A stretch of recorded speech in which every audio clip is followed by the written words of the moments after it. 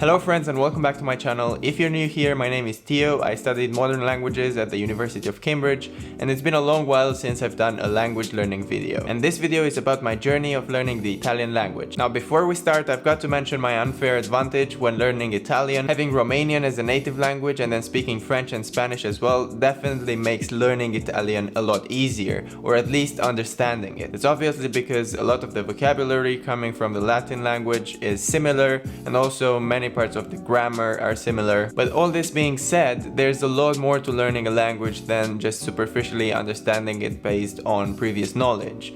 And properly learning how to speak it correctly and how to write it correctly takes a lot of time and learning. So to some extent, speaking another similar language may prove to be a false friend. It may also impede you from making progress in the new language because you think you know a lot of stuff when you actually don't know it correctly or just approximate it. And also the old language can mix up in your head with the new language. Now my journey up to now has had three parts. The first one was the formal learning, the second one was the immersion, and the third one is the casual but effective learning. Now make sure to like this video and let's get right into it. Now Italian had always been on my mind because of how close it is to my native language, Romanian. When I went to Cambridge, I decided to study German at an advanced level because I knew it already, and then take Spanish from scratch on the side. I chose Spanish because I'd read quite a lot of literature in translation from Spain and from Latin America, and I wanted to discover it more in detail and more alive by learning the language. But I never forgot about Italian, and in my second year at Cambridge, when I saw an announcement about some master's students from linguistics doing an Italian course, I was sure I wanted to take part. It was a beginner course and that was even better, and for an entire term I went to Italian classes once a week. The course went on in the following terms as well, but I decided that it was a bit too much on my plate at the moment, so I stuck with what I'd learned in one term.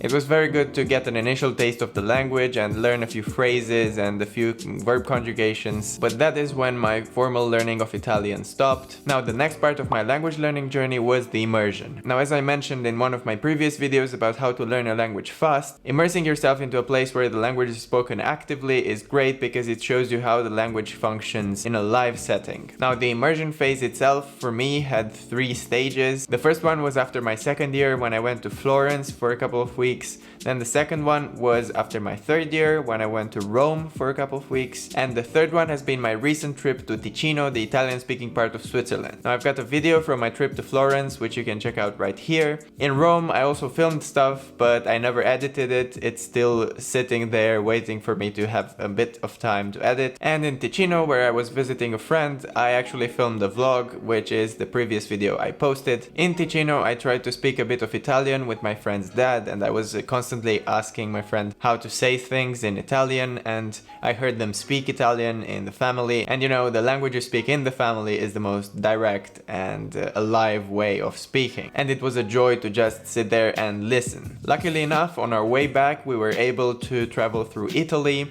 and I didn't film anything there, I just took some pictures, but we were actually unaware that there was a full lockdown for Easter in Italy, and we stopped in Venice. Venice was absolutely empty, we were wearing masks and everything. It was the first time seeing Venice for me, but whenever I thought of Venice, I never thought I'd see it without people, without the usual chatter in the street. This time around it was a very different experience from my previous Italian experiences, simply because all the streets were so peaceful. There were various coffee shops, bookshops and bakeries open from place to place, and we were happy to see some because we actually stopped in Venice to get something to eat, and we were expecting to be able to get some pizza somewhere, but we ended up getting some panini in the street, takeaway of course, and we kept walking through the city. I also got a colomba for my family. It's the traditional Easter cake for Italians. Basically like panettone, but that's for Christmas and it has raisins in it. This one has almonds and it's shaped like a cross. Now of course I made an effort to speak a bit of Italian everywhere we ordered something, and I was the most content in the bookshop with the way I was able to talk to the shopkeeper. And I got a few books from there. I got mostly poetry by Leopardi, Foscolo and Dante, but I also got a collection of short stories stories by Italo Calvino, which my friend recommended to me. I think reading poetry especially is a great way of learning a language, and trying to recite it out loud is even better for your pronunciation. Out of all of my trips to Italy, this last one to Ticino and then Italy was the one in which I felt the most comfortable to start speaking the language whenever I had the chance to. And the excitement of the trip and of the immersion into the language has given me a lot more energy and motivation to continue learning Italian casually during my third term in Vienna. And this is where the sponsors of this video come in. Over the past few weeks, I've been practicing Italian with the help of this app called Speakly, which is a language learning app designed to help you speak the language as quickly as possible. They use scientifically proven methods to get you to a conversational level as efficiently as possible. Up to now, I love how the app functions. It's well optimized, and they've got an app for iOS and for Android as well. They've also got a blog where they publish posts about language learning and how you can use the app to its best potential. When I came back from my trip, I took a placement test on the app. It's about 10 minutes of questions. I think it's about 10 or 15 questions, and it places you into a level. I got placed into intermediate 1, although I feel like that's a bit too hard for me, a bit too difficult, but that's not a problem because you can always go back to the previous levels and review the stuff that has been learned in those levels. Their philosophy is that it takes 4,000 words to reach a good conversational level, to be able to tackle any conversation with ease and comfort. For this reason, they don't advocate learning too many words each day, but it's all about knowing how to use them in context and learning them properly to make sure you remember them in the long term. They've got various types of exercises, and every time you click on continue learning, they ask you whether you want to answer with multiple choice answers or by typing, or you can also combine them both. Now, if you choose with multiple choice answers, then they also ask you in certain exercises to speak out loud, and the app will recognize the words you say, and afterwards it will tell you if you did well or not, if you completed the sentence and the gaps in the sentence correctly, if you translated the English sentence correctly. So whenever I'm out and about in the city, I never choose this option because I can't be speaking Italian into my phone every time. However, for all those situations, you can always choose by typing, and you can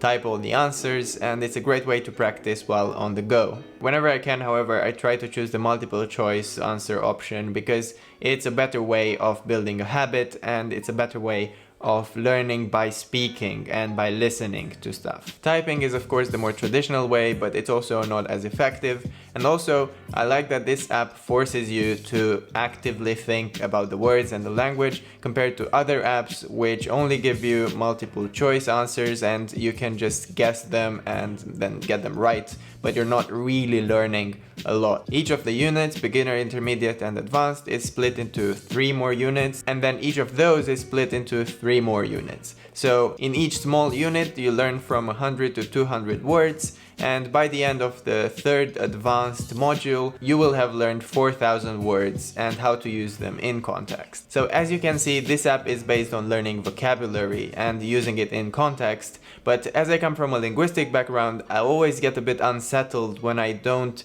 see the grammar behind why it is as it is. But a few days into using this app, I actually realized in the menu there is a section called grammar, and it's the place where you find every aspect of the grammar of the language you're learning explained in a very clear way. And quickly have a look at the grammar before returning to the more active way of learning the language through vocabulary practice. If I were to name a couple of drawbacks of this app, one of them would be that it's indeed a bit more intensive and requires a bit more attention than other apps, but this is also a good thing because it makes you actively engage with the language, and while you're studying for 15 minutes or 20 minutes a day, your mind is there actively tackling those linguistic problems, and it forces your mind to be present, not just selecting answers and not really thinking about it. A second drawback would be that at the moment the language selection is limited. I'm sure they'll add some more in the future, but for now you can only learn Italian, Spanish, Finnish, Estonian, English,